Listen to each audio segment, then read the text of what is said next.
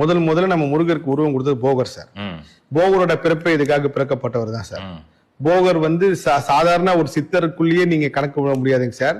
சிவபெருமானும் முருகப்பெருமானும் சேர்ந்த சக்தி என்ன ஒரு பவர் இருக்கும், அந்த மாதிரி ஒரு பெரிய பவர் சார் போகருக்கு சார். என்னன்னா சார் ஆக்சுவலா வந்து நம்ம அதுக்கு முன்னாடி வரைக்கும் வேல் வழிபாடை தாண்டி வேற விதமான வழிபாட்டில் இருந்திருக்கோம் சார். அனுபவமா மட்டும்தான் தெய்வத்தை நம்ம பார்த்திருக்கோம். இதுதான் வள்ளலார் சொன்னாரு. அப்போ கலியுகம்னு ஒண்ணு வரப்போது, இந்த கலியுகத்துல முருகப்பெருமான் வேணும், முருகப்பெருமான் சக்தியை வேலை செய்ய மாட்டிருக்காதான். அது எவ்வளவு பெரிய பாக்கியம் முருகர் கொடுத்திருக்காரு பாருங்க சார். அப்பெல்லாம் முருகர் வந்து யாராலையும் உணரவே முடியாதாங்க சார். நீங்க முருகர் நினைச்சாலே நீங்க வந்து பல தடைகளை தாண்டி பல சோதனைகளை தாண்டி தான் முருகர் உணரவே முடியுமா? உணரத்துக்கு அவ்வளவு பெரிய சோதனை வச்சிருந்தாரா முருகர்?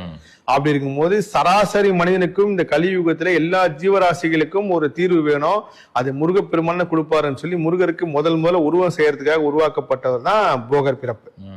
அவர் தான் முருகன் உருவம் கொடுத்தாரு. இப்ப நம்ம முருகனை வணங்குறோம் பாத்தீங்கன்னா, வடப்பள்ளியாண்டவர் தண்டாயுத பாணியாகவும் பழனியில தண்டாயுத பானம், இது எல்லாமே போகர் காலத்துக்கு அப்புறம் தாங்க சார். அப்படி இருக்கும்போது முருகப்பெருமான் எல்லார் விஷயமும் கனவுல தான் சார் வருவார். அருணையினார் பெருமானுக்கு பல தடவை கனவுல போய் முருகர் உணர்த்திருக்காரு. படத்திலே காட்சியா வரும் பாருங்க, அவர் தூங்கிட்டு இருக்கும் போது வயலூர் வா, விராலிமலை வான்ட்டு. சோ உங்க முருகர் கனவுல வர்றது எல்லாமே சத்தியமான உண்மைங்க சார்.